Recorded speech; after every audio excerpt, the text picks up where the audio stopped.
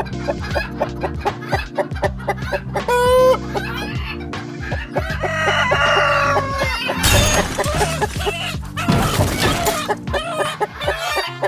right, so I guess you want to talk about Junior first. Yes, here we are. This is, to many, just a chicken, but this is a tribute to Junior. Junior is a very special rooster. I painted him because during the pandemic, he entertained me for many days. We bonded, a real live subject, a real live rooster. I've never seen one before in my life. I was amazed by his beauty, and I had to study him, and I took over 800 photographs of him, and he was a wonderful model. He sat in the mango tree and worked for peanuts and biscottis. As I painted him, I studied him, his eyes. I would paint the eyes first and capture the spirit of the animal. I studied the structure, the bones, the muscle tone, the spirit of the animal, his iridescent colors in the feathers, the green and the purple and the turquoise, and all the fine detail and the gold. And I even added real gold leaf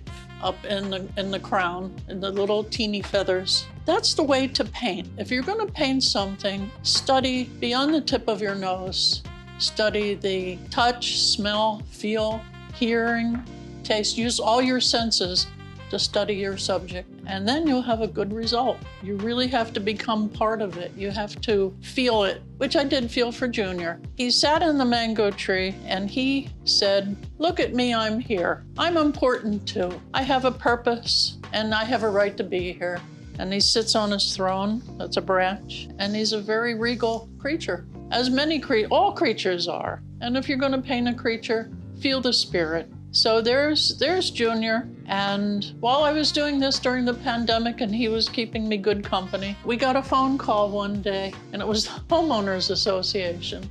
We had a complaint. We had a complaint that a rooster was crowing. So it didn't bother me any, but he would say, "Look at me, I'm here, look at me, I'm here." And that was his particular crow, and that's what I heard. But it didn't bother me, but it bothered a few people. I can't control it. He's a wild rooster, a wild chicken. That's his right. That's his purpose. So the Homeowners Association said, "Are you harboring chickens?"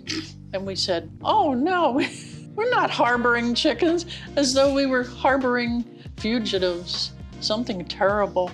So sure enough, we weren't. We really weren't. We were enjoying the other wild birds as well, the cardinals and the canaries and the lovebirds and the doves. There was a whole wilderness in the back. I might even paint a wild boar and maybe even a goat one of these days and feel their spirits, because they have a right to be here too. Not eating our hibiscus, but in the same territory. And we won't harbor them, that's for sure. When the Homeowners Association said, "Will you be willing to put out traps and capture these roosters?" We said, "No, heck no, we're not putting any traps out." So we didn't. And a couple days later, our house was egged. We still have some egg yolk stuck in the screen. And we had the police here, and the police were involved. I can't believe that all that happened, and that's why this chicken is so special. It's not just a regular chicken. He has a purpose. He has a right to be here. Live and let live. There's almost a movement behind, yes, allowing these wild animals to have a place to stay. This is a wild rooster. He's it's like wild. nobody owns him, right? He just shows up. You put a settlement in his environment, and what is he supposed to do? Well, he was safe with us as he sat in the mango tree on his throne. He says, "I have a right to be here." Sure enough, he does. All right. It's a pretty good story. Thank you.